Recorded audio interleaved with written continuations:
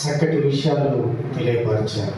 ఆ విషయాల గురించి తెలుసుకుంటే నా జీవితంలో అద్భుతమైన, నేను రక్షించబడిన తర్వాత ప్రభు దగ్గర నుంచి నేను అద్భుతమైన రక్షణ పొందుకొని ఉన్నాను. ఎందుకు అనంటే నేను 2005లో రక్షణ పొందాను. 2006లో నా మ్యారేజ్ అయింది. 2009లో నాకు వెంటనే ఇద్దరు ఆడపిల్లలు. మా చిన్న పాప పాలు తాగుతున్న పరిస్థితులలో నా భార్యకి టీవీ జబ్బు వచ్చింది. నా చిన్నపిల్ల, మా చిన్నమ్మ పాలు తాగుతుంది. నా భార్య పక్కగా అయిపోయింది, టీవీ జబ్బు వచ్చేసి పక్కగా అయిపోయింది. మా పెద్ద అమ్మాయి కూడా చిన్నపిల్ల, మా చిన్న అమ్మాయి పాలు తాగుతున్న పరిస్థితులలో నేను దేవుని నమ్ముకుని దేవుని మందిరానికి వెళ్తున్నాను. కానీ నేను పెయింటింగ్ పని చేసేవాడిని. నాకు 80 రూపాయల కూలి వచ్చేది. ఈ 80 రూపాయల కూలిలో నా భార్యను చూసుకుంటాం, నా పిల్లలను చూసుకుంటాం. నేను కూడా ఈ విధంగా పని చేయటం జరుగుతుంది. కానీ నా గురి, నా విశ్వాసం అంతా కూడా ప్రభు పైనే ఉంది. నా దేవుడు నమ్మదగినవాడు. నన్ను ఎట్టి పరిస్థితుల్లో కూడా నన్ను విడిచిపెట్టేవాడు కాదు. ఆ యాజకుడు కూడా అదే విధంగా ఉన్నాడు. నా దేవుడు వచ్చి ముట్టితే చాలు నా బిడ్డ బాగుపడుతుందేమో అని అనుకున్నది. 12 సంవత్సరాల బట్టి రక్తస్రావంతో బాధపడుతున్న స్త్రీ కూడా అదేవిధంగా నా ప్రభు శంగు ముట్టితే చాలు నేను బాగుపడతానేమో అనే విశ్వాసం ఉంచింది కనుక అద్భుతమైన స్వస్థతలు వాళ్ళు పొందుకొని ఉన్నారు. నా జీవితంలో కూడా ఈ వాక్యాన్ని వింటూ ఉంటే నాకు గత 2012 జీవితం నాకు గుర్తుకొస్తూ ఉంది. ఎందుకంటే నా భార్యని చచ్చిపోయిందని అన్నారంటే మంచంలో పడుకుంటే కట్టె పొల్లన్నట్టే ఉంది.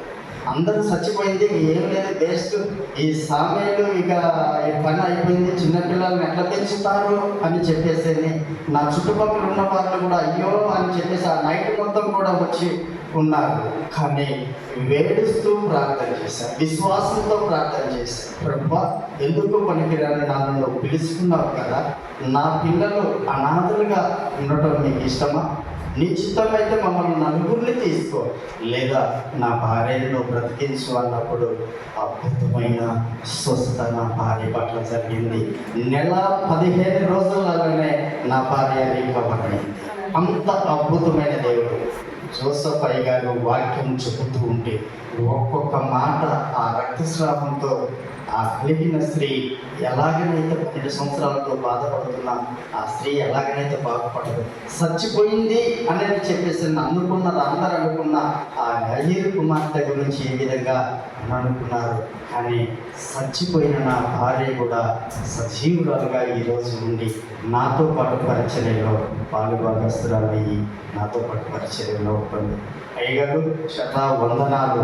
ఎందుకనంటే గత నా జీవితాన్ని మరలా నాకు గుర్తు చేసి ఈ విధంగా విశ్వాసంలో ఉండాలి, దేవుడు నమ్మదగిన వాడు, వచ్చే చిన్న చిన్న శోధనలకి చిన్న చిన్న వాటికి మీరు బాధపడద్దు అని చెప్పేసి మరోసారి మాకు గుర్తు చేసి ఈ విధంగా మమ్మల్ని ప్రోత్సహించి చక్కటి మెసేజ్ ఇచ్చినందుకు మీకే వందనాలు చెల్లిస్తూ ఇచ్చిన సాక్షి.